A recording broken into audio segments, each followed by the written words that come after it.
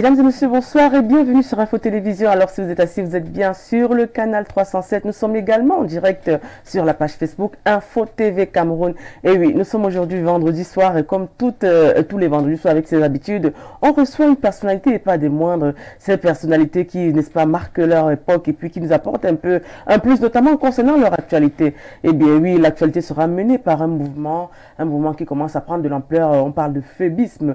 Bon bref, on aura la secrétaire nationale à la communication, les franquistes, qui viendront nous parler notamment de ce mouvement. Et puis nous parlons un peu d'elle, de ce qu'elle fait au quotidien, qui elle est. Et puis on sait quand même c'est une femme qui travaille dans les associations, qui a une fondation. Mais surtout ne bougez pas, car nous allons pour vous présenter notre invité. Cet invité est très attendu et surtout, soyez toujours scotchés sur Info TV. Alors nous sommes de retour sur Info Télévision, justement avec l'émission À vous la parole. Aujourd'hui, nous allons recevoir une dame qui aujourd'hui se fait découvrir avec ce nouveau poste, qui est notre secrétaire nationale à la communication du mouvement citoyen des franquistes pour la paix et l'unité du Cameroun, en abrégé MCFP. Alors cette femme n'est autre que Dr Marlène Mvuto. Bonsoir Marlène. Bonsoir. Et bienvenue sur Info Télévision. Je vous remercie pour l'accueil chaleureux que vous m'avez réservé.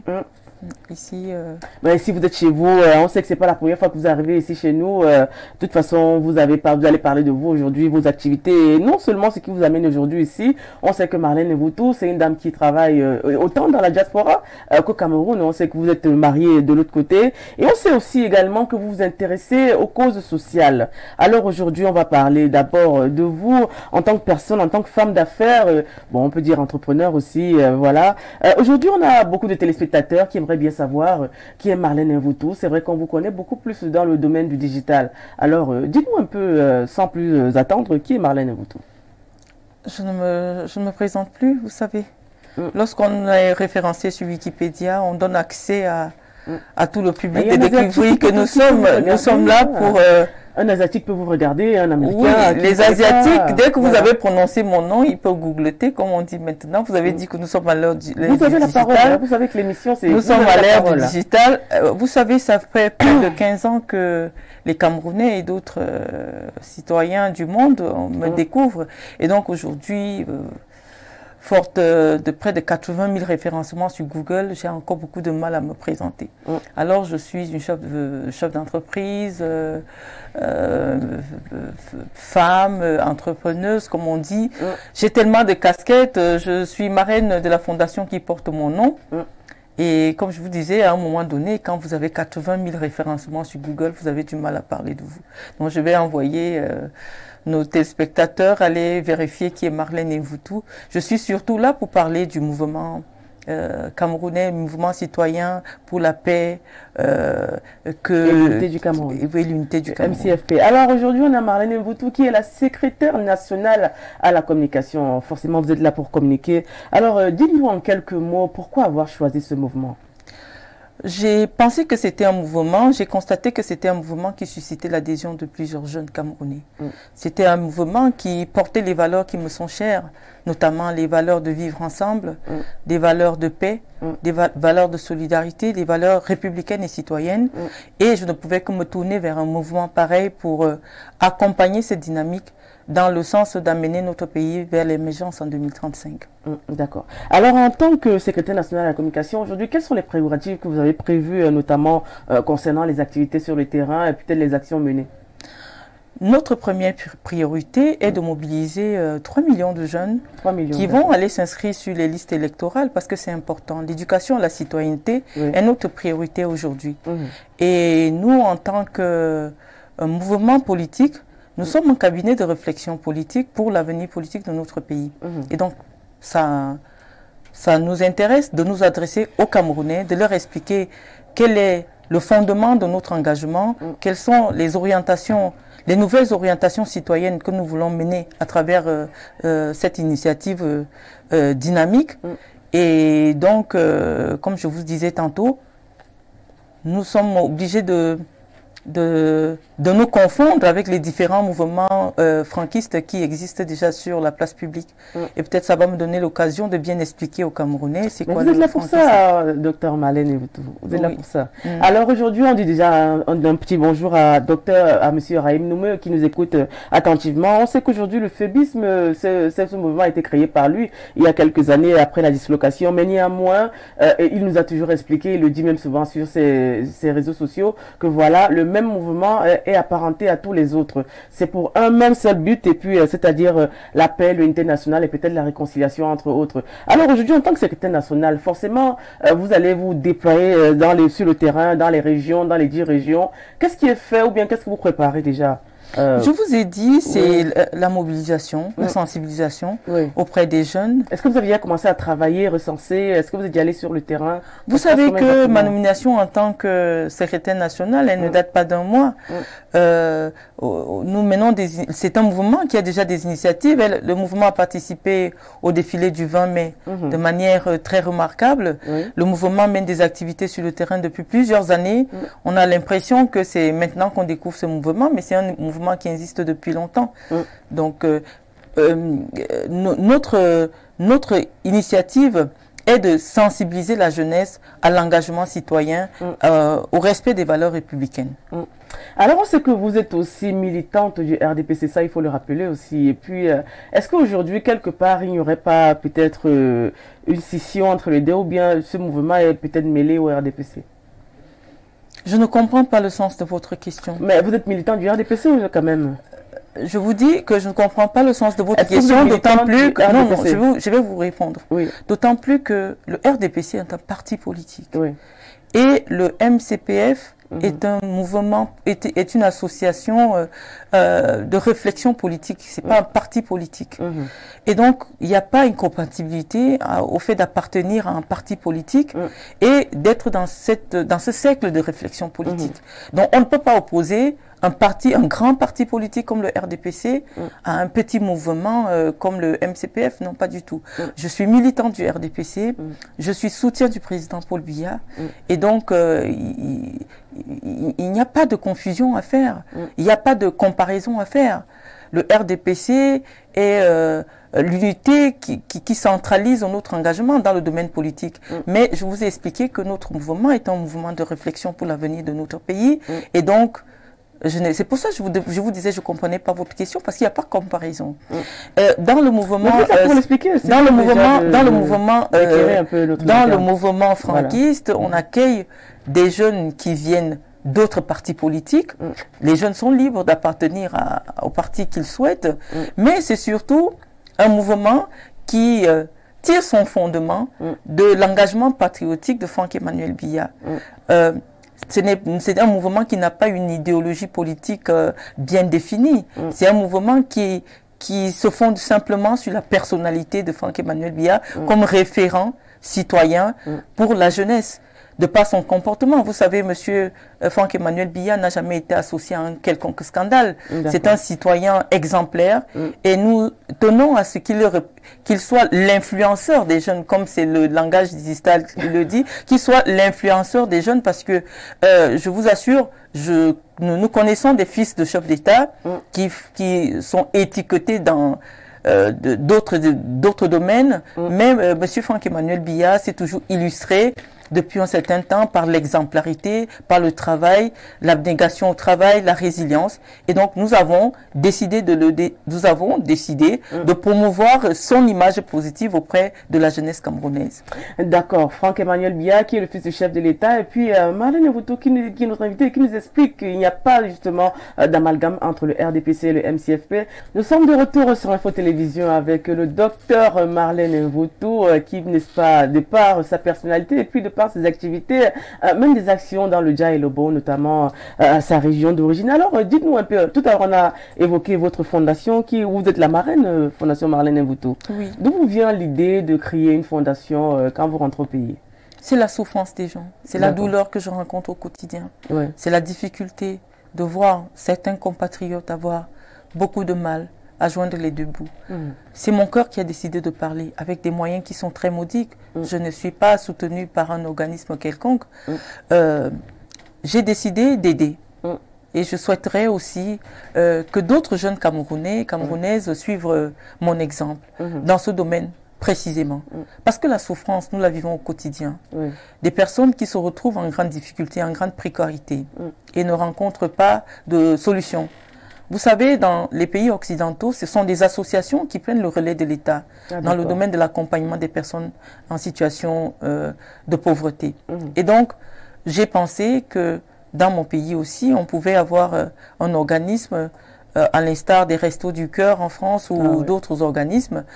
Je le fais déjà avec des moyens très réduits. Nous accompagnons des jeunes qui souhaitent se lancer dans l'entrepreneuriat. Nous accordons des financements aux jeunes. Nous lançons des concours pour les meilleurs projets jeunes au Cameroun. Je crois que vous avez couvert l'événement l'année dernière et cette année, le mois de juillet, nous allons redistribuer des bourses pour permettre aux jeunes de se lancer dans l'entrepreneuriat. Nous faisons des consultations aussi, nous intervenons dans le domaine de la santé, parce que la santé c'est important. Tout à fait. Je pense que on ne peut pas rester indifférent à la souffrance des gens. Et c'est la raison pour laquelle je me suis engagée. J'ai décidé de m'engager dans l'humanitaire. J'ai décidé de mettre mon expertise en marketing aussi au service de l'humain. Ah d'accord. Alors si vous aviez peut-être une doléance à adresser peut-être à l'administration camerounaise, quelle serait cette doléance? Je n'ai pas de doléance particulière parce que je fais ma part en tant que citoyenne camerounaise. L'État du Cameroun fait déjà énormément, beaucoup de choses pour aider les populations, mais comme on vous dit, l'État ne peut pas tout faire. Et c'est chaque citoyen qui devrait s'engager aux côtés de l'État pour que notre pays puisse atteindre l'émergence que nous souhaitons en 2035. Tout à l'heure, en parlant d'émergence déjà, tout à l'heure, on a évoqué le fait qu'il y a peut-être des Camerounais qui, quelque part, ne se retrouvent pas avec les discours de haine. On sait que déjà le gouvernement camerounais a réagi il y a quelque temps, notamment concernant les discours de haine et puis les dérives sur les réseaux sociaux. Aujourd'hui, qu'est-ce que vous pensez, n'est-ce pas, des discours de haine et puis la réaction du gouvernement camerounais? Vous savez, la haine, telle que définie, est une forme d'amour qui s'exprime avec violence. Les Camerounais s'aiment énormément, mais les Camerounais vivent dans une grande souffrance. Et cette souffrance doit être entendue par les pouvoirs publics. Parce que ceux qui viennent crier, c'est parce qu'ils se rendent compte qu'ils n'arrivent plus à acheter à manger pour nourrir leurs enfants. C'est un cri d'alerte en fait. Bien sûr. C'est une façon, je vous ai dit, c'est une façon de crier leur douleur. Cette haine qui se manifeste à travers, sur les médias sociaux. Et donc, au lieu de rester focus sur le discours de haine, il faut chercher les motivations de ceux qui, font la propagande de cette haine ambiante. Et donc, comme je vous ai dit, ces discours qui sont les cris de la douleur, comme je vous ai dit, doivent être entendus. Voilà. Alors c'est vrai que les discours de haine des fois quelque part sont un peu reliés au relent un peu tribaliste. Que pensez-vous peut-être de l'ascension un peu quelquefois du tribalisme toujours dans ce même Mais c'est ce que je vous disais tantôt. Je vous prends un exemple de ma ville, dans la ville de Saint-Mélima. Vous avez vu des jeunes il y a quelques jours qui sont sortis pour crier le ras-le-bol. Ils ne comprennent pas comment des jeunes qui viennent d'ailleurs ont la possibilité d'avoir accès au crédit pour créer des entreprises, alors que eux, à Saint-Mélima, ne peuvent pas ouvrir des boutiques. Et même pour être locataire d'une boutique, le prix est... On a augmenté les prix des loyers parce qu'il faut s'adapter à la demande qui est en hausse des populations qui viennent du Gabon, de Guinée. Parce qu'il faut dire que... Je prends le cas de Saint-Mélima comme un laboratoire, une expérimentation de ce qui... du contexte de discours de haine. Ce n'est pas la haine, c'était pas de la haine. C'est simplement la souffrance des gens. Les gens souffrent. Les gens ne comprennent pas que des villes qui ne sont pas adaptées pour être cosmopolites deviennent des camps de réfugiés. Je prends le cas de Saint-Mélima, par exemple. On ne peut pas compter des logements sociaux à Saint-Mélima. Et ce qui se passe, c'est que les populations étrangères, quand je parle d'étrangers, parce que nous sommes à Saint-Mélima, entourés de 3 frontières, des gens qui fuient la guerre au Congo et partout se retrouvent à Saint-Mélima. Mais comme ce n'est pas une ville qui a été construite pour accueillir des populations étrangères, on se retrouve en train d'avoir des particuliers qui louent des chambres à l'intérieur de leur maison à des inconnus. Et imaginez-vous toute forme de... les vols, les viols, les agressions, ça crée un climat de tension.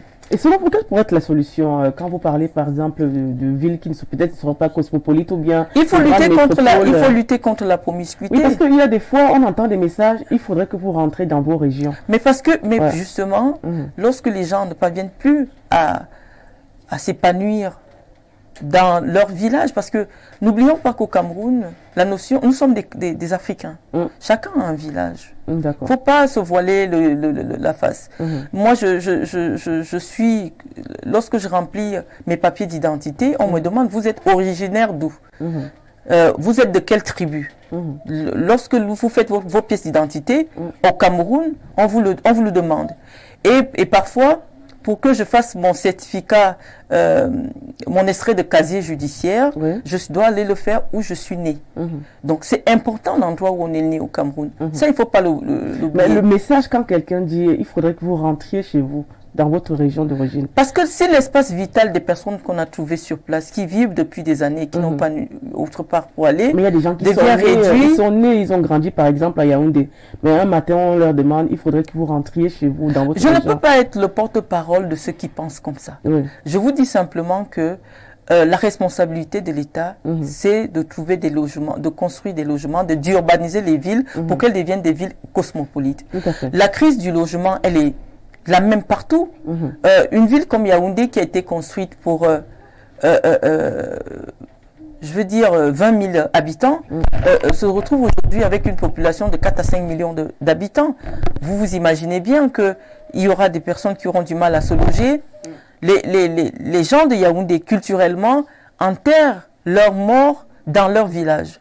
Aujourd'hui, les Yaoundéens, ceux qui sont des Vogada, des Vogatemengue, n'ont plus d'espace pour enterrer leurs morts. Et c'est un problème d'abord de salubrité, un problème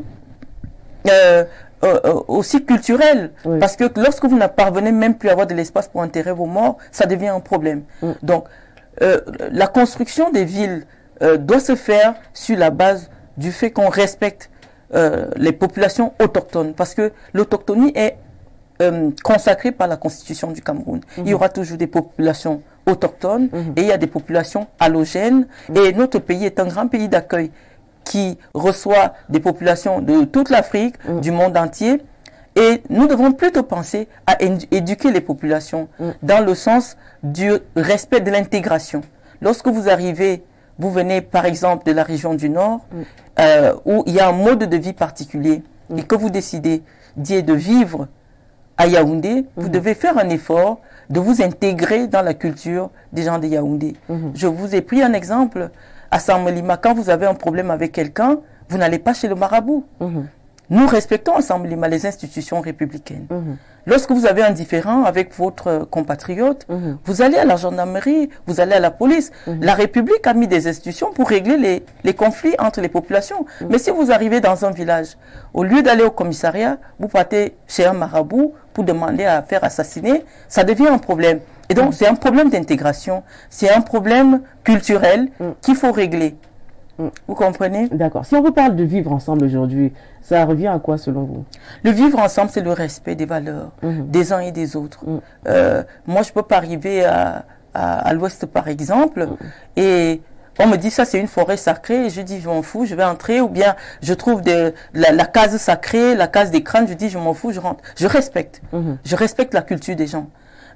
Moi, par exemple, j'ai grandi à Mandjou. C'est un cheval entre le littoral et l'ouest. Je sais que quand on salue un aîné, on tient on fait la référence. Voilà. C'est comme ça. Et donc, je ne peux pas arriver devant le chef du village, Bafoussam, et je me tiens devant lui et je lui tends la main comme... Je dois respecter sa culture.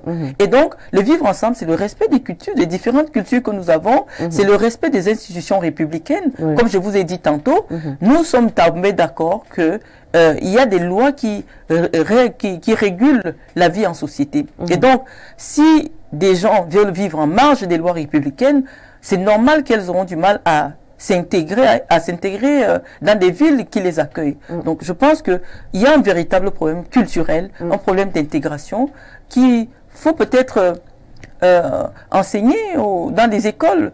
Je prends toujours le cas de la France parce que j'ai passé beaucoup de temps en France. Vous savez, le vivre ensemble en France s'enseigne dès l'école primaire. C'est obligatoire un voyage culturel. On vous fait partie d'une région pour aller passer une semaine dans une autre région. Les enfants du Sud peuvent être accueillis pendant une semaine à Bamenda pour apprendre à connaître la vie des gens. Vous savez, et ça continue même à l'université avec le projet Erasmus. Voilà des échanges.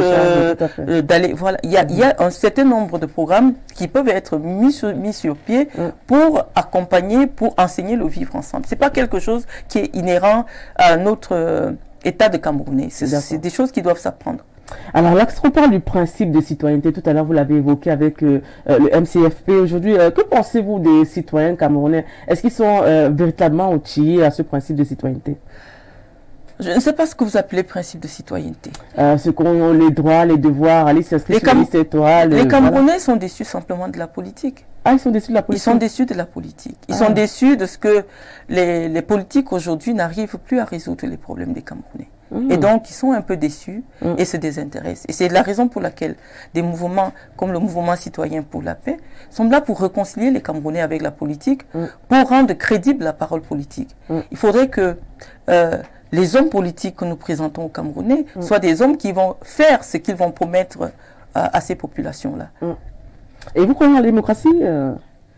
Oui, la démocratie, elle est consacrée dans notre constitution. Nous avons des élections qui se passent très bien ici.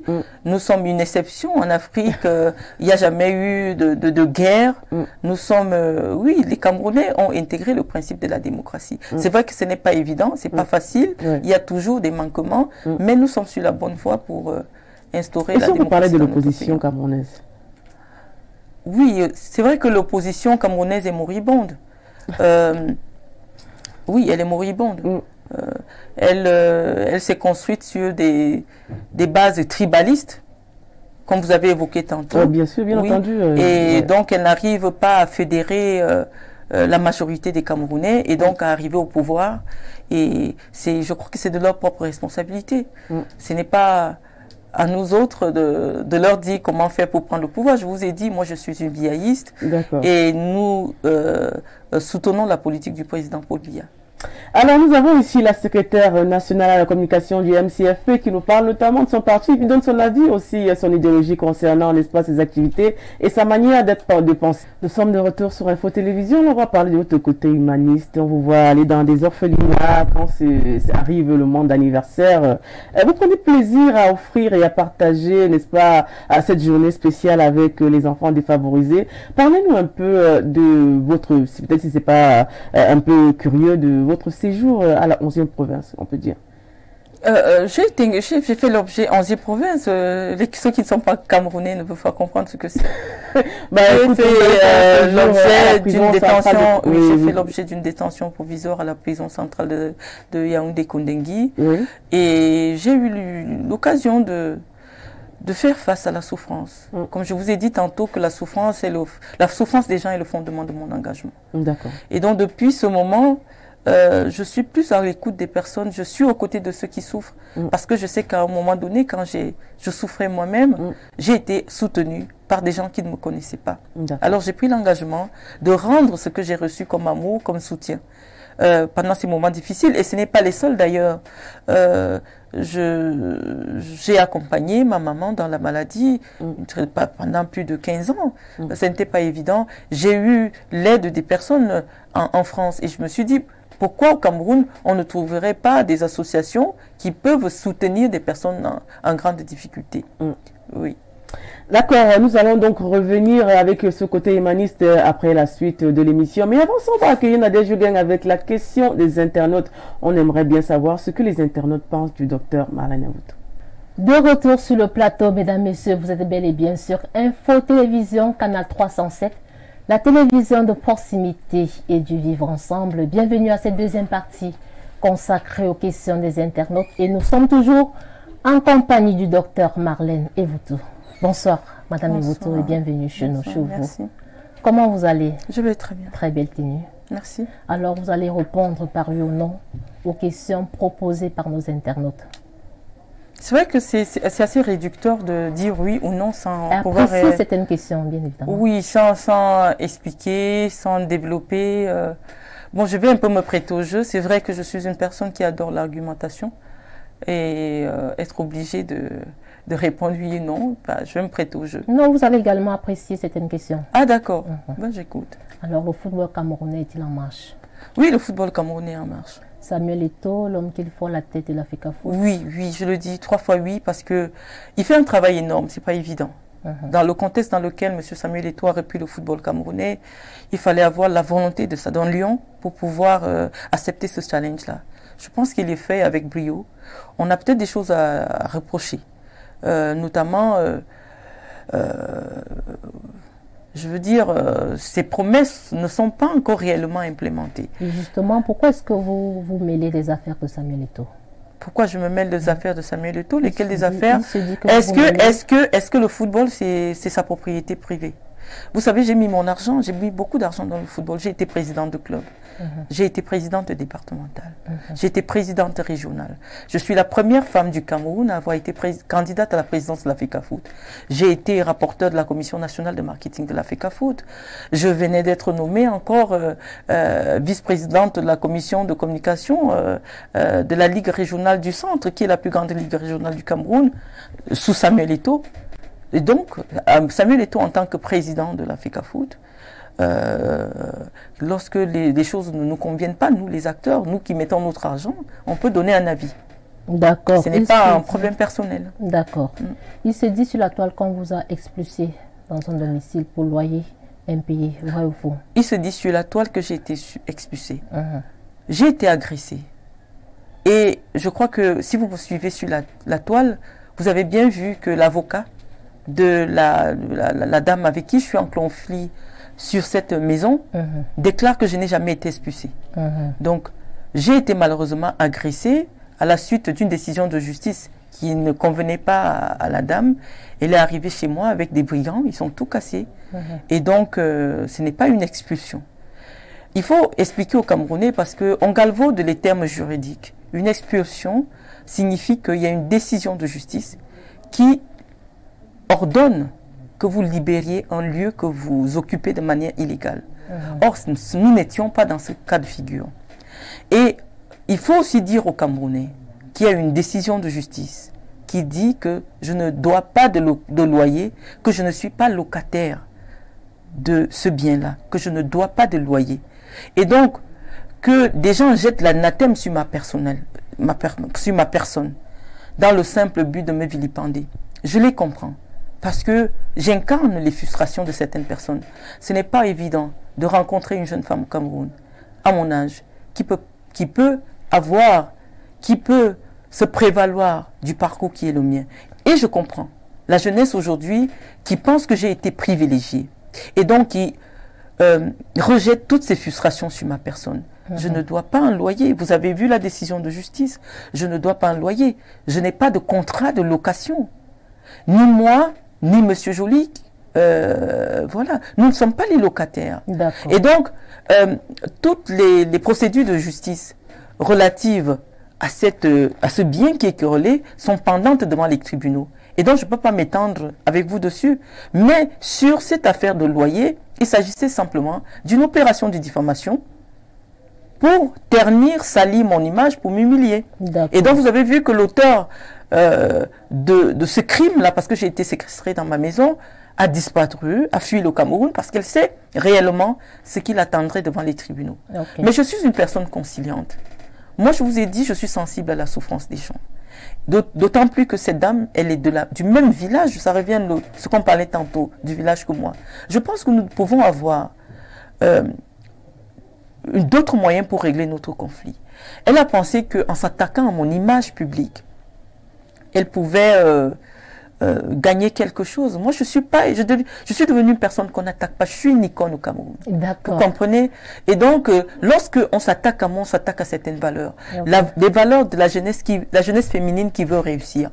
Moi, je me bats pour réussir. Je rencontre des pots de banane, que ce soit dans le domaine du football, que ce soit dans le domaine politique. J'essaye de faire des choses. On veut convaincre les jeunes Camerounais qu'on n'a pas le droit de rêver. Et donc, dès lors que je m'investis dans le domaine public, des personnes mal intentionnées financent la presse cybernétique à gage pour me détruire. Madame Evouto, on va continuer. Êtes-vous pour ou contre les influenceuses? Déjà, qu'est-ce que vous appelez influenceur? Parce que je ne peux pas être... Je vous ai parlé tantôt de M. Franck-Emmanuel Biya comme étant le premier influenceur en tant que premier fils du président de la République. C'est un influenceur qui, de par sa façon de vivre, sa façon d'être, qui peut être présenté à la jeunesse camerounaise comme les référents. Par contre, les TikTokers, ceux qui dansent en longueur de journée, qui font des vidéos stupides, je pense que ce n'est pas le lieu, même... quand vous allez en Chine, la façon qu'on utilise TikTok, c'est pas la même manière qu'on utilise. Donc, il faut bien faire la différence entre ceux qui viennent s'amuser sur les réseaux sociaux ou qui viennent... Le cas de Nathalie Nkwa. Je voudrais pas que vous m'invitez plus sur un plateau pour parler de ce type de personnes. Non, non, je veux pas, je veux plus. Parce que vous vous servez de ma notoriété pour vendre des personnages.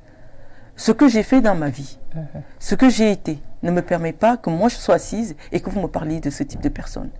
Je suis le docteur Marlène Mvoutou. Je vous ai dit, j'ai dirigé le projet Aspire du Qatar, la plus grande académie de football du monde, au Cameroun pendant plus de 4 ans, dans 16 pays en Afrique. Je suis chef d'entreprise en France et au Cameroun. Intermédiatiste. Vous pouvez aller vérifier. J'ai une fondation. J'ai une entreprise de marketing sportif au Cameroun. Je fais beaucoup de choses pour mon pays.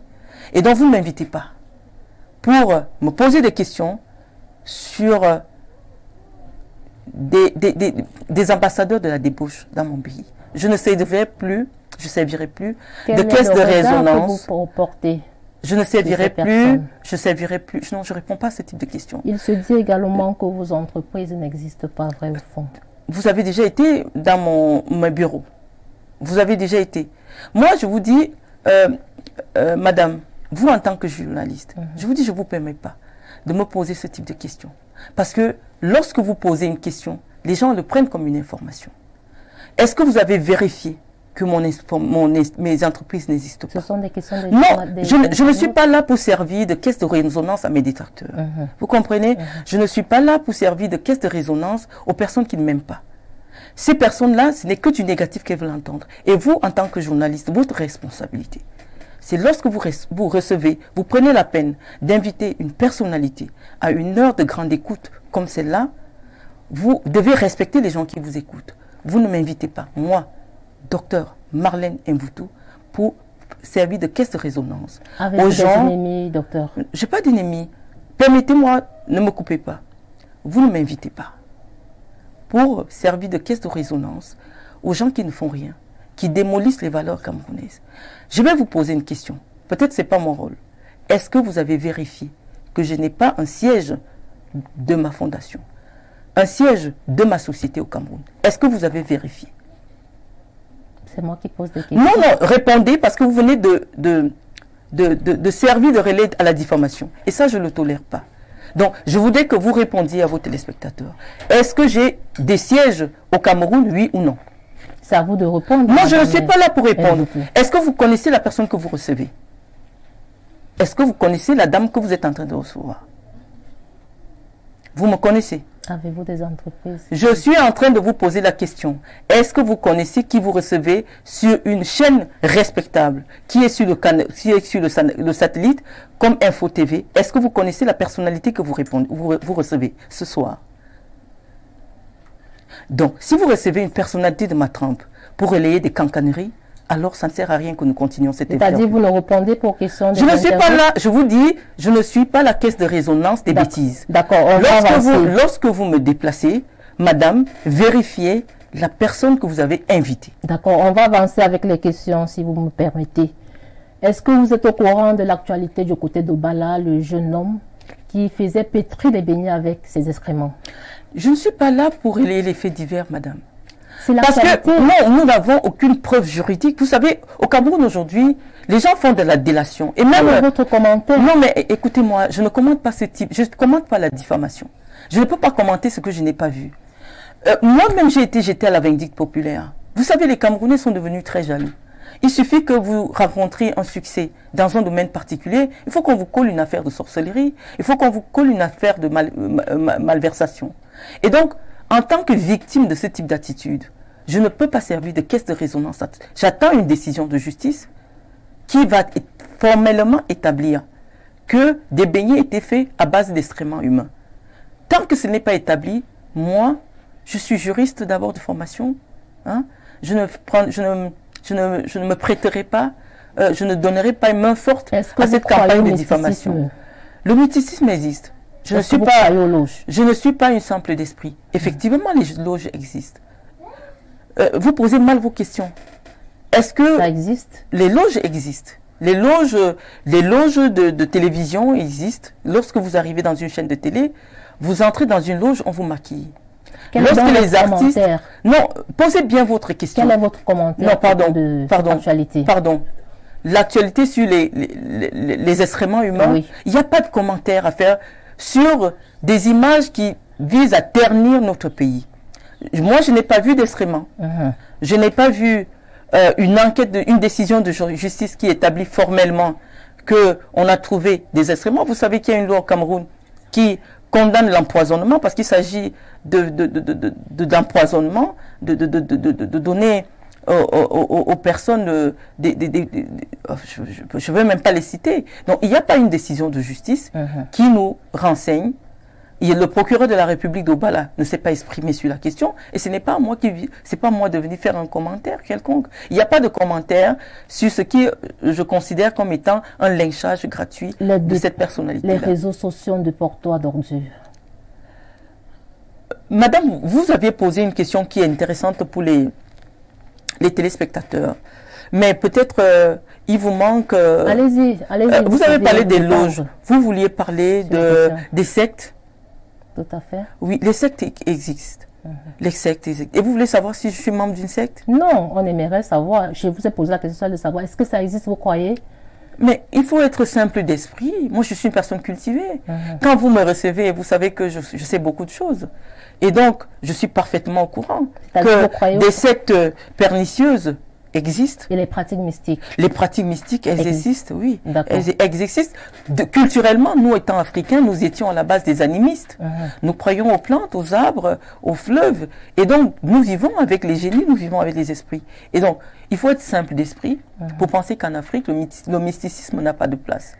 Et donc, est-ce que ce mysticisme, c'était pour justifier le fait qu'un citoyen qui vague tranquillement à ses obligations, qu'une personne déclare l'avoir vu faire des selles dans un seau.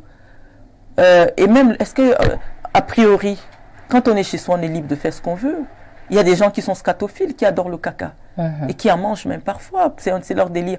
Il faut respecter les libertés individuelles des uns et des autres.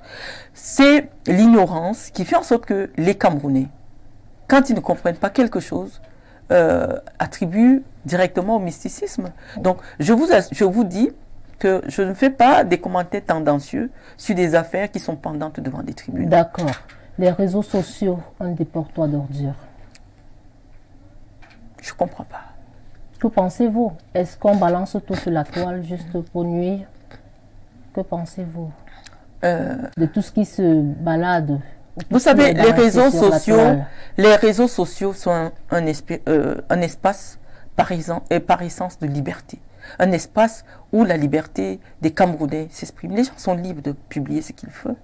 Tant que ça n'enfreint pas les règles d'utilisation de Facebook. Vous savez, aujourd'hui, vous ne pouvez plus balancer la nudité sur Facebook. Facebook a installé des modérateurs qui font en sorte que certaines images ne peuvent pas être diffusées. Mais on ne peut pas aller suivre les gens dans leur vie privée parce que, n'oublions pas, ça reste pour certains leur vie privée. Des espaces privés. Moi, j'ai un petit compte privé qui ne concerne personne. Et donc, je suis libre de pouvoir partager ma vie privée et peut-être des fois mon opinion sur mon réseau social. Quelle appréciation faites-vous des discours haineux qui pullulent? Je vous dis, le fait déjà de qualifier un discours, c'est l'auteur de la qualification qui doit venir s'expliquer. Moi, je n'ai jamais entendu un discours haineux. Moi, j'ai entendu la souffrance des gens. D'accord. Des gens qui se retrouvent en train de vivre en très grande promiscuité, avec des populations qui viennent de partout, pour des villes qui n'ont pas été conçues pour recevoir des populations hétéroclites. Et donc cette souffrance doit être entendue. Ce que vous appelez la haine, c'est un cri de souffrance. D'accord. Reconnaissez-vous avoir offensé les ressortissants de l'Ouest Cameroun? Je vous dis, les ressortissants de l'Ouest Cameroun ne se sont pas exprimés en ce qui me concerne. Le jour que j'ai vu la diffusion des images de mon agression et que j'avais constaté que ceux qui prenaient ma défense sur les réseaux sociaux étaient des ressortissants de l'Ouest, j'ai fait une sortie pour leur dire, j'avais pensé, j'avais eu un propos à l'époque qui a été, il y a 5 ans, qui a été mal compris, mal expliqué. J'étais en train de dire que le mot Beti veut dire Seigneur. Beti dans la langue Beti veut dire Seigneur, suprême. Hein? Et donc, pour marquer mon attachement à ma tribu, j'avais dit je suis suprémaciste Beti. Et j'avais argumenté que nous avons un caractère de personnes hospitalières, de personnes accueillantes. Et donc, lorsque j'ai été agressée par des Beti et que j'ai vu que c'était des Bamilékés qui me soutenaient, j'étais obligée de revenir sur mon propos et de dire que je me suis trompée. Et de dire aussi que je m'excusais parce que j'ai eu un échange la veille avec un monsieur au Canada, un Bamiléké. Il me dit, madame, j'ai eu mal quand vous avez dit que vous êtes une suprémaciste Beti. Et ce mot de suprémaciste, pour nous qui vivons ici en Amérique, ça renvoie à des douleurs de guerre raciale. Et donc, je tenais à faire un direct pour demander pardon à toutes les personnes qui ont été offensées. Ce n'est pas toute la population Bamiléké qui a été offensée par l'échange très dur que j'ai eu avec M. Serge Anango sur Facebook. D'accord. Et donc, oui, j'avais une certaine idée des Bamilékés qui avaient pris en otage leur tribu pour vendre une idéologie politique de destruction. Et donc, en disant qu'il parlait au nom de tous les Bamilékés.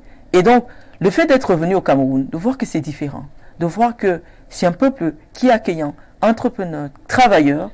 Oui, une personne intelligente et change d'avis. Et j'ai changé d'avis, j'ai pris la parole et je me suis exprimé sur le sujet. Et que pensez-vous des femmes Bamilékés? J'ai rien à dire sur les femmes Bamilékés. Rien à dire. Je n'ai rien à dire. Est-ce qu'il y a un propos particulier en ce qui concerne les femmes Bamilékés? Non, c'est juste une question. Les femmes Bamilékés que je connais sont des femmes très indépendantes déjà, même malgré le fait qu'elles soient mariées, elles cherchent toujours à avoir une activité à elles. Ce que je pense en réalité, en ce qui concerne ce sujet, c'est qu'il y a un système qui fait en sorte que ce soit les femmes qui sont promues ne reflètent pas la réalité de ce que c'est que la femme Bamiléké. On ne met pas les femmes Bamilékés de qualité que je connais, de grande qualité que je connais, ne sont pas mises en avant. On a l'impression que c'est des je peux pas dire c'est des caricatures, mais c'est toujours on va utiliser le mot, c'est celles qui sont la caricature qui sont promues. La femme Bamiléké, généralement, quand on la présente, celle qu'on va promouvoir, elle sera illettrée, elle sera, les mœurs seront discutables, et c'est ce type de femme qu'on promeut. Or, des femmes Bamilékés de grande qualité, des intellectuels, des professeurs, des médecins qui sont dans la diaspora, dans la plupart sont en retrait. Et donc je pense que notre société doit promouvoir la femme Bamiléké telle qu'elle est en réalité. La femme Bamiléké qui fait de longues études, la femme Bamiléké qui est raffinée, la femme Bamiléké qui tient un foyer et qui réalise des grandes choses dans le pays, pas la caricature. D'accord. Pas la caricature. D'accord. Êtes-vous aimé dans le Djaï Lobo? Il n'y a pas un baromètre d'amour. Je suis une personne très respectée dans le Djaï Lobo. Déjà pour mon courage. À 25 ans, j'étais déjà vice-présidente départementale dans le domaine du football. Je vous dis, je suis la première femme de la région du Sud à être présidente de la Ligue régionale. Et que pensez-vous des femmes du Djaï Lobo? Ce que je pense des femmes du Djaï Lobo, dans la plupart des cas, je vous dis, c'est aussi, on est toujours, les femmes qui s'exhibent sur les réseaux sociaux, je vous prends le cas d'Aline Zomobem ou la Veuve Joyeuse, qui sont des femmes du Djaï Lobo. Elles reflètent l'image même, non, on ne peut pas les appeler les influenceuses. Elles sont en train de véhiculer une image dégradante de la femme boulou, qui fait la prostitution. Une femme boulou qui est une assistée, qui vit de l'aide sociale, qui n'a pas une vie stable. Et donc, parfois, je suis souvent revenue sur les réseaux sociaux pour parler de ce type d'attitude qui n'honore pas les femmes de notre région. D'accord. Il s'est dit également sur la toile que vous faites de la concurrence avec d'autres influenceuses. Que dites-vous à ce sujet? Je ne suis pas responsable. Je vous dis, vous allez nous permettre peut-être de terminer parce qu'on attend Odile. Je vous dis, la première concurrence, si vous avez parmi vos influenceurs, parce que vous voulez absolument me mettre dans le rôle des influenceurs, je l'accepte volontiers. Mais est-ce que vous pouvez citer un seul influenceur qui a un doctorat, qui a 2 doctorats? Vous pouvez citer un seul influenceur référencé sur Wikipédia dont le parcours est traçable, comme le mien. C'est vous qui... Vous êtes très jeune d'ailleurs, hein, je ne pense pas que vous ayez mon âge. Vous avez l'habitude aujourd'hui de voir que dès lors qu'une personne est écoutée, dès lors qu'une personne est respectée et suivie par des millions de gens, forcément vous la classez dans la catégorie des influenceurs. Je ne fais de la concurrence à personne. J'existe. Je suis unique dans mon genre. Lorsque des personnalités comme vous venez m'écouter, c'est pour lire la quintessence intellectuelle de ce que je produis dans mes écrits. La concurrence est à quel niveau? Avec des gens qui ont bac-0. Vous voulez me comparer à Fleur de Lille, qui n'a pas fait le collège? Vous voulez me comparer à qui? Parce que quand on parle de concurrence, c'est que nous faisons la concurrence sur une base. La base, elle est laquelle? Quelle est parmi les influenceurs que vous connaissez? C'est celle qui a mon parcours, qui a mon parcours académique, mon parcours professionnel. Vous avez oublié de dire aux téléspectateurs que j'ai été pendant 11 ans cadre commercial à la CRTV. La négociation des contrats commerciaux pour la diffusion des matchs de football. D'accord? Donc, ayez un peu de respect lorsque vous recevez des dames de ma trempe. Je ne viens pas sur les plateaux de télé pour m'amuser ou de servir de caisse de résonance à tout ce que nous ne voulons pas voir au Cameroun. Il s'est dit également sur la toile que vous n'êtes pas humble. Je ne suis pas... Non, parlant d'humilité, je suis une personne très condescendante. Cela me vient du milieu social dans lequel je suis issu et aussi de mon parcours. Vous savez, quand vous pouvez vous réclamer. Vous n'êtes pas référencé sur Wikipédia. Moi, je le suis. Donc, il y a une différence entre vous et moi. OK? Donc, je suppose que je mérite le respect des gens. Et donc, quand une personne me manque de respect, je suis obligé de lui rappeler que je suis le docteur Marlène Mvoutou. Docteur Marlène Mvoutou, merci d'avoir répondu aux questions de nos internautes. C'est moi qui vous remercie. Ça a été? Ça a été. Mesdames, Messieurs, la suite, c'est avec Odile Paraï. Une autre bougie s'allume, symbole d'une année de plus dans la vie de Marlène Mvoutou.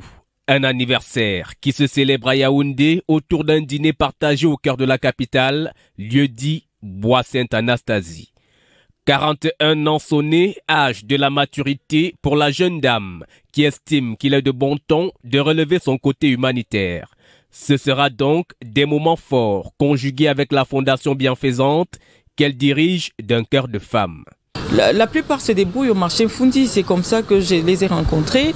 Il y en a aussi que j'ai connus pendant mon séjour au Kassera, la prison de Kondengui, qui ont réussi à se réinsérer, qui font les petits métiers.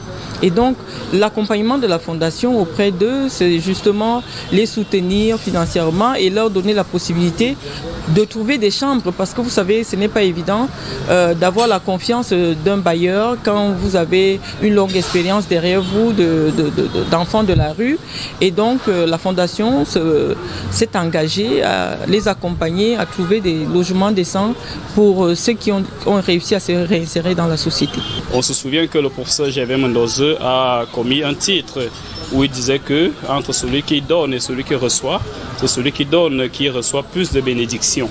Donc nous interpellons la jeunesse au fil du quotidien pour que celle-là puisse être celle qui apporte également un âme, un sentiment d'humanitarisme dans cette société qui est en plein déclin. Une véritable source d'énergie et d'appui pour de nombreux Camerounais abandonnés au diktat de la rue. On peut te donner un capital aujourd'hui. Demain, il y a la communauté urbaine qui nous menace dans la rue et tout ça. Raison pour laquelle, quand la communauté nous menace, nous sommes obligés de rentrer à la fondation pour que la fondation nous donne encore la force. C'est une journée chargée d'émotions et d'espoir qui se referme ce jour au cœur de la ville de Yaoundé. Alors, nous sommes de retour avec Dr Marlène Mvutu. Ah oui, ça a été quand même assez un peu houleux avec Nadège Huguin qui s'y est prise avec la question des internautes. Je ne sais pas pourquoi ces internautes voulaient entrer dans l'intimité de Marlène, mais c'est aussi ça qui fait l'émission. Alors, Marlène Mvutu, vous êtes venu ici aussi pour parler du phébisme. On parle de qui dit phébisme dit Franck-Emmanuel Biya. Alors, on sait que vous avez une idéologie de questionner peut-être les citoyens camerounais, savoir quel est son avenir, notamment son avenir politique, peut-être socio-économique entre autres. Dites-nous un peu, quand vous voyez des citoyens lambda aujourd'hui, à qui vous dites, allez peut-être vous inscrire sur les listes électorales, quelle est leur réaction quand vous leur parlez justement du mouvement? Vous savez, c'est vous qui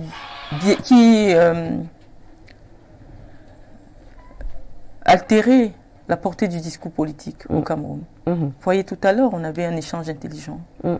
Et on prend un intermède pour parler des conneries des réseaux sociaux. Oui.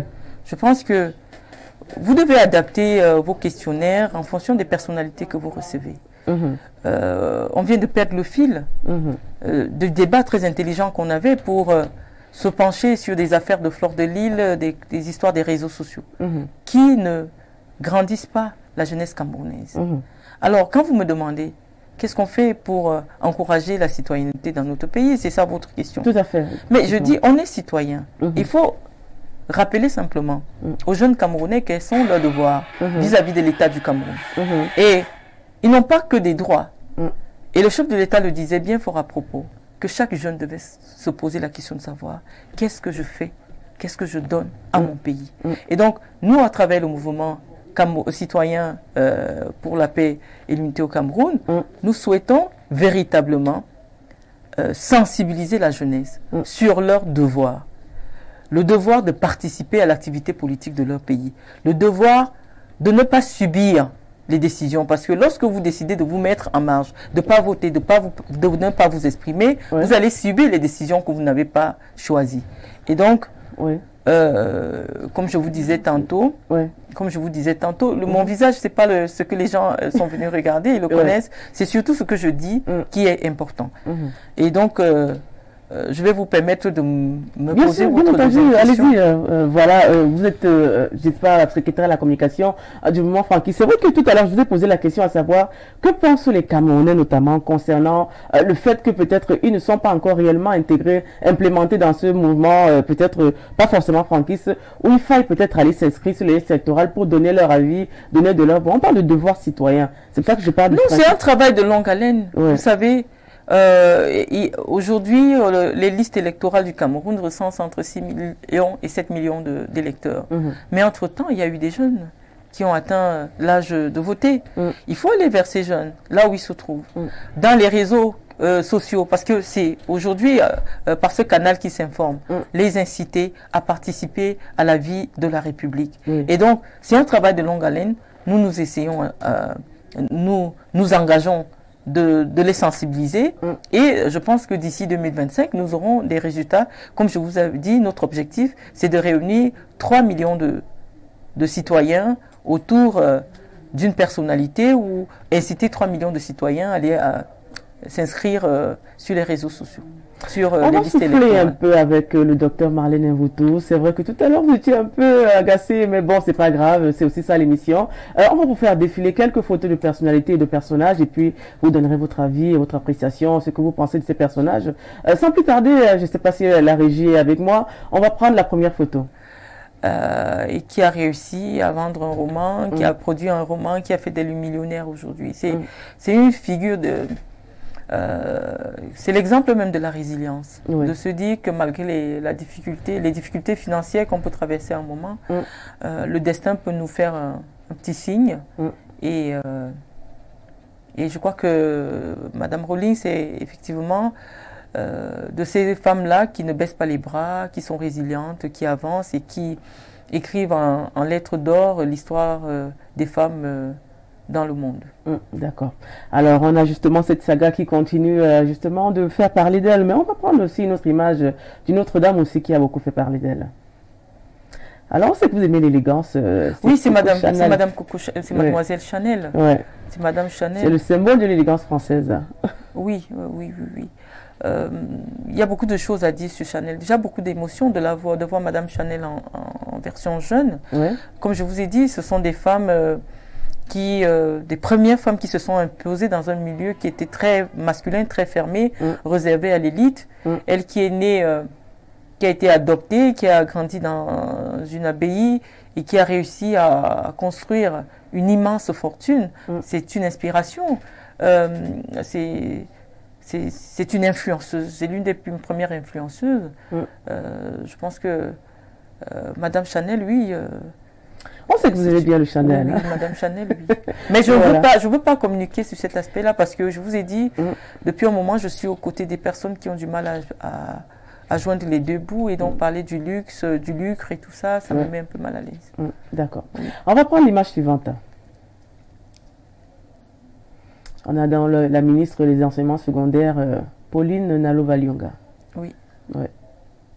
Elle est efficace, elle est dynamique. Elle tient un très grand ministère qui est important. Oui. Elle est professeure agrégée. C'est des femmes comme ça qui doivent être désignées comme influenceuses et pas la racaille qu'on retrouve sur les réseaux sociaux. Voilà. D'accord. On va prendre une autre image. Ah, professeur Viviane Biolé. On doit Biolé, oui, un exemple. Voilà. Oui, sont des grandes femmes du Cameroun. Et j'ai trouvé regrettable qu'elle ne soit pas, peut-être ce n'est pas son ambition, qu'elle ne soit pas nommée sénatrice parce que notre pays a besoin de son expertise pour ce qui est des questions de budget, des questions gouvernementales. Et bon, voilà, mais elle est bien là où elle se trouve. Il n'y a pas beaucoup de choses à dire. Oui, qui travaille beaucoup aussi pour la jeunesse, notamment dans le domaine de la recherche, qui est professeur agrégé et puis maître de conférence, qui travaille aussi à la BGFI en tant que conseillère. Mais elle a plusieurs postes en fait, on ne pourrait même pas énumérer tout ça ici. Alors, nous allons prendre une autre image. Myriam Makeba. Grande cantatrice, grande chanteuse africaine. Oui, figure de proue d'une certaine expression du combat politique à travers la chanson. Tout à fait. Oui, très grande femme, très grande femme, très grande femme. Alors, on va prendre une autre image. Nous avons le Magic System, le groupe de chanteurs ivoiriens. Je ne sais pas quel est leur impact sur la jeunesse camerounaise. Je ne sais pas trop ce qu'ils font. Je sais que ce sont des artistes. Rien à dire, c'est un groupe qui a fait son chemin, qui a su s'imposer à travers ses musiques, tant sur le plan continental qu'à l'international. Chapeau à eux. Déjà, j'ai assisté, j'adore leur musique d'ailleurs, mais bon, il n'y a pas grand-chose à dire sur eux. Ce sont des personnages lisses, ils ne sont jamais dans des bad buzz ou dans des choses négatives. Et puis, il y a le chanteur Assalfo qui a une fondation, oui, effectivement, qui aide les jeunes, qui aide les personnes démunies. Oui, ce groupe... fait des choses intéressantes. Voilà, on va prendre une autre image. On a Anna Wintour. La papesse de la mode. Oui. Après, je ne sais pas quelle est la corrélation entre toutes ces personnes, qu'est-ce que vous essayez de nous montrer, mais ce sont des femmes qui ont réussi dans leur domaine, qui se sont imposées aujourd'hui. Elle est incontournable dans le domaine des médias, dans le domaine de la mode. Journaliste professionnelle. Son avis compte. Il n'y a pas un défilé, il n'y a pas un défilé de haute couture qui ne sollicite pas la présence d'Anna Wintour. Donc, elle est vraiment la figure de proue de ce dynamisme des femmes dans le domaine des médias. Alors, on va continuer avec l'image suivante. Oui, Monsieur Samuel Eto'o, c'est une icône mondiale qui est aujourd'hui à la tête du football camerounais. Qui essaie de redonner au football camerounais toute sa grandeur. Il le fait comme il peut. Et donc, comme je le disais dans une autre émission, il a besoin du soutien de tous les Camerounais pour mener à bien cette lourde mission. Et puis, on va prendre la dernière image. Oui, c'est notre champion, M. Franck-Emmanuel Biya. Oui. M. Franck-Emmanuel Biya, je vous ai dit que pour nous, c'est une figure qui doit inspirer la jeunesse camerounaise. C'est déjà dans son domaine, dans le domaine des affaires, c'est quelqu'un qui a réussi, un homme d'affaires accompli, qui a fait des études dans le domaine financier, qui d'une discrétion exemplaire. On sait aujourd'hui déjà qu'il qu'il chuchote à l'oreille du président de la République. Et donc, certaines réformes en faveur de la jeunesse camerounaise, on peut bien comprendre aisément qu'avec un jeune, à la personne de Franck-Emmanuel Biya autour du président, que les discours du président de la République aujourd'hui soient plus adaptés aux réalités de la jeunesse, aux attentes de la jeunesse. Alors, l'émission étant interactive, on va prendre quelques réactions. Bonsoir à vous sur le studio. Juste pour remercier Dr Marlène Mvutu, j'apprécie énormément votre manière de répondre aux questions et beaucoup de courage à vous. Vous avez notre soutien. Trésor Daluta. Donc, ça, c'est un Camerounais qui vous envoie son soutien. Bonsoir à vous. Êtes-vous marié? Oh là là. Ou un cœur à prendre? Adam depuis Ngaoundéré. Bon, je sais pas trop. On vous demande si vous êtes marié, ça, je sais pas. Bonsoir à vous en studio. Pourquoi les Français ne donnent jamais les ballons d'or aux Camerounais? Ça, je sais pas trop. Bon, je sais pas. C'est à vous que s'adressent les questions. Hein. C'est vrai que je ne vais pas être condescendante pour une fois. Je dis, en ce moment, quel est le Camerounais qui s'illustre dans le domaine du football? On peut parler d'André Onana qui va disputer demain. 10 juin. Demain 10 juin, la finale de la Champions League. Oui, s'il gagne. Après, on regarde les statistiques. Je n'ai jamais vu un gardien de but gagner le ballon d'or. Mais je ne peux pas répondre à la place des journalistes ou des entraîneurs qui donnent leurs avis en ce qui concerne le ballon d'or. Bonsoir à vous sur le plateau. Puis-je avoir le contact de Madame Marlène Mvutu? Bon, là, je crois qu'on va un peu arrêter parce que ça devient... Alors, aujourd'hui, on parle de... Vous êtes une dame, on va parler de femmes aussi. On parle de violence basée sur le genre. Il y a quelque temps déjà, le ministre de la Promotion de la Femme et de la Famille a fait justement un petit check-up avec certaines dames où on a parlé de féminicide. Et on se rend compte que depuis le mois de janvier, on a plus de 30 femmes qui ont été tuées, à qui on a ôté la vie, n'est-ce pas, avec des pratiques un peu pas très catholiques. Que pensez-vous des féminicides qui commencent déjà à avoir de la récurrence dans notre société? Je parle d'un problème de sécurité. Nous vivons dans une insécurité depuis une dizaine d'années. Et une insécurité qui touche plus particulièrement les femmes qui sont les plus exposées aux agressions. Et on ne punit pas assez les violences conjugales. Ces violences, parfois, sont d'ordre psychologique et elles commencent d'ordre... Ça me dérange parce que vous avez votre téléphone. Les violences psychologiques, les violences physiques doivent être punies à la juste valeur. Et donc, on ne peut que déplorer le fait qu'aujourd'hui, des femmes soient assassinées, retrouvées, violées, assassinées partout. Nous demandons au pouvoir public de renforcer les mesures de sécurité dans nos villes. C'est tout ce que nous pouvons... Est-ce qu'il faudrait peut-être pas avoir un suivi? Parce qu'il y a des femmes aussi, il y a peut-être ce syndrome peut-être de Stockholm, ou bien des femmes qui, certes, se sentent menacées, mais ne dénoncent pas. Mais c'est de cela que je vous parlais. Que les associations doivent accompagner les femmes victimes de violences conjugales. Parce que généralement, c'est dans le foyer conjugal qu'elles rencontrent ces violences-là. Et certaines meurent sous les coups de leurs époux. Alors, il faut mettre sur pied un dispositif d'écoute. Un numéro vert où les femmes peuvent se... Parce que c'est... Vous allez... J'ai parfois échangé avec ces femmes qui sont victimes de violences conjugales. Vous allez remarquer qu'elles ont honte de dire que la personne qu'elles aiment les tape, les maltraite. Alors, il faut créer un centre d'écoute, une cellule d'écoute, pour qu'elles puissent s'exprimer en toute confiance et pour que des mesures soient prises en avance pour pouvoir protéger, pour pouvoir anticiper. Est-ce que le concept culturel peut-être n'est pas aussi un frein parce que peut-être vous irez voir votre maman, des frères, des sœurs, des tantes qui vont dire nous on a aussi subi les violences. Le mariage c'est ça. Mais c'est pour ça que je vous parlais que le gouvernement en charge en fait. Comme vous êtes sur votre téléphone. Non, j'ai lu les messages qui vous oui, mais c'est pas le plus important. C'est ce que je dis. L'émission interactive, il faudrait bien que... Oui, vous allez lire les messages après. Nous parlons d'une question... Non, nous parlons d'une question qui est très sérieuse. Et tout ce qui vous intéresse, c'est votre téléphone et les questions. Il s'agit des femmes qui vivent une grande souffrance. Des femmes qui ont besoin qu'il y ait des institutions adaptées pour les accueillir. Vous voyez des femmes qui vivent en grande précarité, qui ne peuvent pas déménager parce qu'elles subissent les coups de leur mari alcoolique violent. Ouais. Il faudrait par exemple des centres d'accueil pour les femmes battues. Il faut encourager la création d'associations qui peuvent écouter la douleur et la souffrance de ces femmes-là. Il s'agit de vous, il s'agit de moi. C'est pour ça que je trouve important que nous parlions de cette question avec beaucoup plus de sérieux. Tout à fait. Alors aujourd'hui, on parle beaucoup de numérique, on parle d'économie numérique, on parle de plateformes digitales pour le travail, le e-commerce, entre autres, même la communication. Vous étant secrétaire national de la communication du mouvement franquiste, aujourd'hui, est-ce que vous pensez que l'économie numérique est peut-être le gage peut-être de réussite de l'avenir?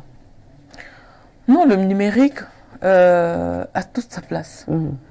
Et vous avez, par cette question, répondu à la question, à votre propre question. Ah, d'accord. Cette question répond à votre propre question. Oui. Le numérique, c'est l'avenir. Par contre, ce que nous pouvons décrier, c'est le désert en matière de couverture numérique dans notre pays. Oui. Il y a des zones reculées qui n'ont pas encore accès au numérique. Et donc, on passe à l'électricité aussi, hein, parce que ça fonctionne de pair aussi. C'est pour cela qu'on dit que le développement dans notre pays, la redistribution des richesses, elle doit être palpable partout. Et c'est l'origine même des crises sociales que nous rencontrons et que nous qualifions aujourd'hui comme étant le tribalisme. Nous pensons que la redistribution des richesses favorisera l'harmonie et le vivre ensemble dans notre pays. Et donc, ça passe aussi par le fait de réduire la fracture numérique, cette différence qu'il y a entre ceux qui vivent en ville et ceux qui sont dans les zones reculées du pays. Quand on parle d'entrepreneuriat au Cameroun, que pensez-vous des femmes dans ce domaine?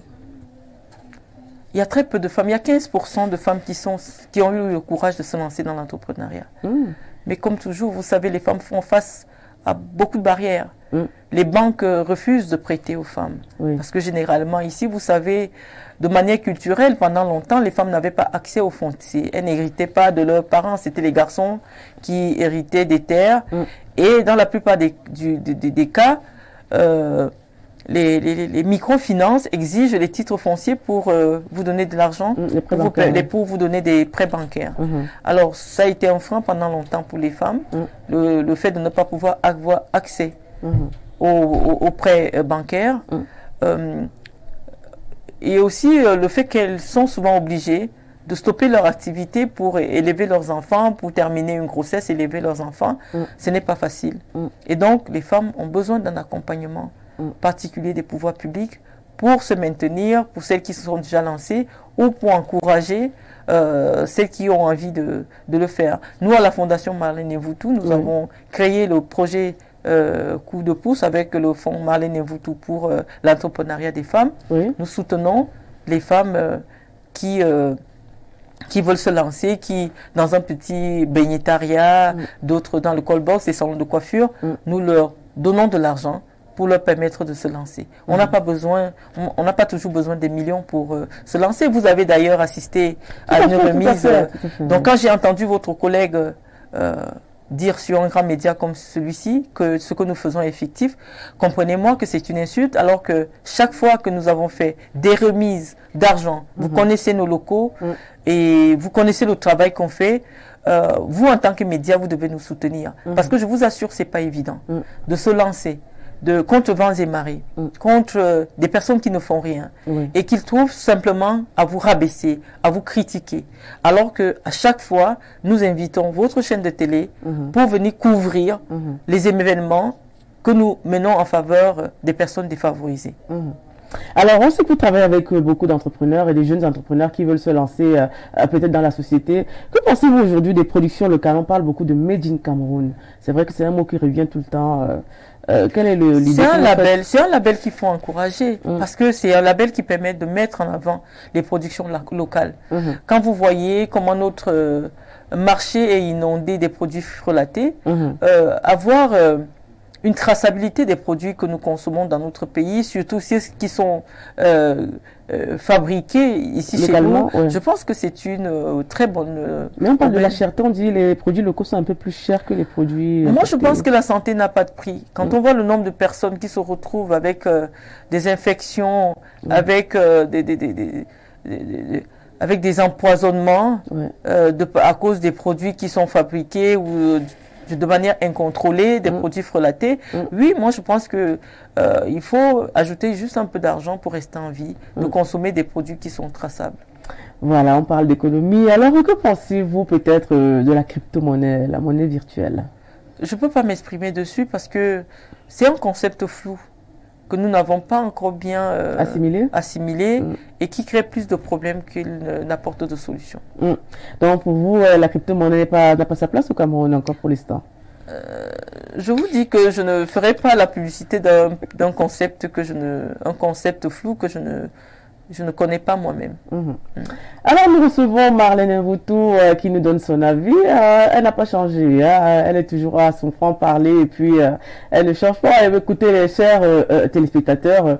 Pour l'instant, je ne peux pas lire de tous vos messages parce que le docteur préfère s'exprimer peut-être notamment sur les questions qui ont été proposées. Alors aujourd'hui, on parle de crise au nord et sud-ouest et peut-être à l'extrême nord. Et puis nous avons des déplacés internes un peu partout. Alors on parle peut-être aussi quelque part de la commission du bilinguisme et du multiculturalisme. Aujourd'hui, nous avons beaucoup de déplacés internes dans nos grandes villes aujourd'hui qui quelque part ne se sentent pas quand même assez intégrés peut-être dans ce volet. Que pensez-vous ou peut-être est-ce qu'il y a une solution qui pourrait être faite notamment pour ces jeunes? On sait que vous travaillez beaucoup avec les jeunes. Excusez-moi. Lisez les questions de vos internautes. D'accord, voilà, on va lire quelques questions. On va laisser peut-être ces questions au gouvernement camerounais. Alors, on a quelques questions. Il y a beaucoup de gens qui essayent de réagir un peu de partout. Bonsoir, docteur Marlène Mvutu. Ça, c'est beaucoup plus des questions. Bonsoir à vous sur le plateau. Le message a été supprimé. Bon, nous allons parler du mouvement franquiste. Aujourd'hui, vous avez des projets certainement. C'est vrai que vous venez d'arriver, vous l'avez souligné il y a quelque temps. Est-ce qu'il y a des projets ponctuels sur lesquels vous travaillez déjà? Je vous ai dit la sensibilisation. C'est un grand projet de réunir d'inciter le maximum de jeunes à aller s'inscrire sur les listes électorales. C'est un grand défi. D'ici 2025, de réunir 3 millions de jeunes. Beaucoup d'hommes politiques le font déjà aussi. Oui, ils le font, mais moi je suis là pour communiquer pour notre mouvement. Et notre ambition, c'est de réunir 3 millions de jeunes d'ici 2025. D'accord. Bonsoir à vous sur le plateau. Je suis un grand fan de Dr Marlène Mvutu et cela depuis l'époque où elle gérait le projet Aspire auquel j'ai participé. Et mon rêve, c'est de la rencontrer et j'aimerais savoir comment bénéficier de l'appui de sa fondation. Merci d'avance. Oui, vous voyez que quand il y a des témoignages comme cela et qu'une personne se permet de me dire que ce que je fais est fictif au Cameroun. Oui, on va passer dessus. Non, on ne peut pas passer dessus. Oui. Vous êtes là pour restituer la vérité. Parce que vous êtes les témoins de l'histoire, vous les journalistes. Des plateaux comme ceux-ci ne sont pas offerts à n'importe qui au Cameroun. Ça, c'est une émission de grande écoute réservée aux personnalités qui compte au Cameroun. Bien entendu. Alors, on ne vient pas pour répondre à la diffamation.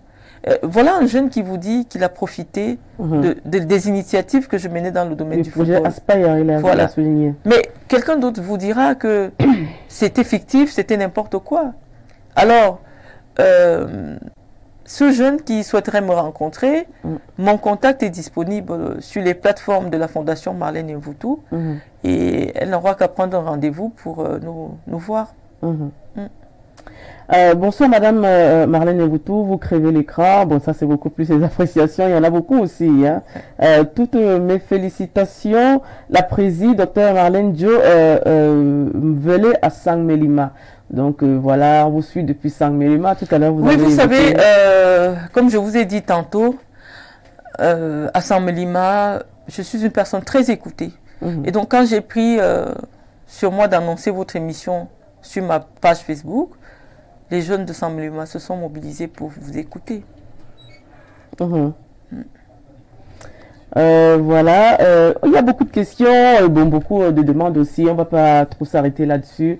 Alors aujourd'hui, on sait que vous êtes la secrétaire nationale du mouvement des franquistes à la communication. Alors aujourd'hui, on se rend compte que les jeunes, certes, commencent à s'intéresser à la politique, mais comme vous l'avez dit, peut-être on a dépolitisé certains jeunes. Mais moi, selon mon avis, en tant que peut-être observatrice et analyste, je pourrais dire que peut-être c'est un manque de communication. Vous qui êtes à la communication aujourd'hui, qu'est-ce que vous feriez de différent des autres communicateurs? Vous savez, le fait qu'une personnalité comme moi s'engage publiquement auprès des jeunes, vous avez diffusé le reportage sur la campagne de sensibilisation que j'ai menée à Saint-Molima autour de l'entrepreneuriat. C'est pour inciter d'autres personnalités jeunes à s'engager en politique. Parce qu'on ne peut pas être insensible à la souffrance de nos compatriotes du Nozo. Vous avez parlé tantôt de la guerre, des déplacés internes, des violences du Nozo. Nous n'oublions pas ces personnes-là. Et donc, à mon avis, d'autres influenceurs, si j'en suis une, devraient prendre la parole pour encourager les jeunes à changer notre destin, à réécrire notre histoire. Le Cameroun a besoin de nous, jeunes dynamiques. Nous qui sommes écoutés sur les plateformes numériques devons prendre nos responsabilités. J'ai pris la mienne et j'invite d'autres influenceurs, d'autres intellectuels camerounais à prendre leurs responsabilités. D'accord. Alors, est-ce que vous aimez la musique? Mais avant de ça, on va parler un peu d'un problème sanitaire qui sévit quand même au Cameroun. On parle de choléra, on est en train de tendre peut-être bientôt à une épidémie si jamais les populations peut-être ne s'agrippent pas peut-être aux recommandations du ministère de la Santé. Selon vous, quelles seraient les mesures que pourraient prendre, vous qui êtes un leader d'opinion aussi, les jeunes aujourd'hui pour lutter contre ce fléau? Les pouvoirs publics ont conçu des programmes. Et nous qui sommes observateurs de la vie publique, nous constatons simplement que ces programmes n'atteignent pas réellement leur cible. C'est la raison pour laquelle nous nous proposons d'être les relais des pouvoirs publics auprès des jeunes Camerounais. Au mouvement citoyen pour la paix, nous sommes disposés à travailler main dans la main avec l'État parce que nous sommes au contact direct avec les jeunes pour implémenter, pour traduire dans les faits la volonté du président de la République, le président Paul Biya. D'accord, merci Marlène, on espère que vous aimez la musique. On vous offre ce CD de Carrette Fosso et Renel Witzel en allemand. Merci, je vous remercie. Voilà, et puis la littérature, on sait quand même que vous aimez la littérature. Aimé Césaire, le grand Aimé Césaire, La Tempête, une tempête. Oui, et je vous remercie énormément. C'est vrai que j'ai beaucoup lu Aimé Césaire. Parce que dans les auteurs afro, il s'est illustré dans ce domaine-là. Le domaine de... Vous savez que j'adore la poésie. D'accord. Et parfois, je m'amuse à écrire, mais je n'ai pas encore eu l'occasion de publier. Je vous montrerai, vu que moi je suis écrivaine, un jour je vais vous montrer comment on fait pour écrire un livre. Non. Je vais vous dire quelque chose. Je suis le nègre de plusieurs personnes. J'écris des livres pour des personnalités. Et je n'ai pas encore trouvé du temps pour vous. Je n'ai pas encore trouvé l'opportunité de signer par mon propre nom. D'accord. Voilà.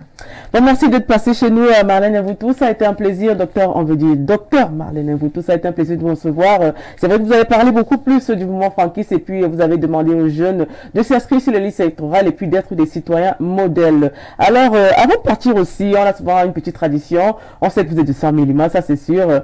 Est-ce que vous pouvez dire en quelques phrases, quelques mots d'encouragement aux jeunes à votre langue? J'ai cru entendre quelqu'un qui me disait qu'on n'a pas de village. Je suis de Saint-Molima. Ok. Saint-Molima. De ma jo bon yang bambesna bien no wa ni mintai. Bien yemna bina bot bien ye obot. Nda fa bia makasi lo banana obot ba so bia besmene bia. Mak dan ko ba bui amu metele botezan. mes autres wanemia on te met combien kata juma simsa zambaba alemia. Merci. On a terminé avec Dieu. Ça, j'ai quand même compris à la fin. D'accord. C'est Dieu qui nous guide. Alors, passez un bon week-end. On dit merci à toute l'équipe technique. On dit merci à Ben Valls à la réalisation, à la diffusion, à Nisser, à Nadège Jugen qui était là pour la question des internautes, à la supervision générale du Deneven. Portez-vous bien. On se dit à vendredi prochain avec un nouvel invité et puis de nouvelles sensations. Passez un bon week-end.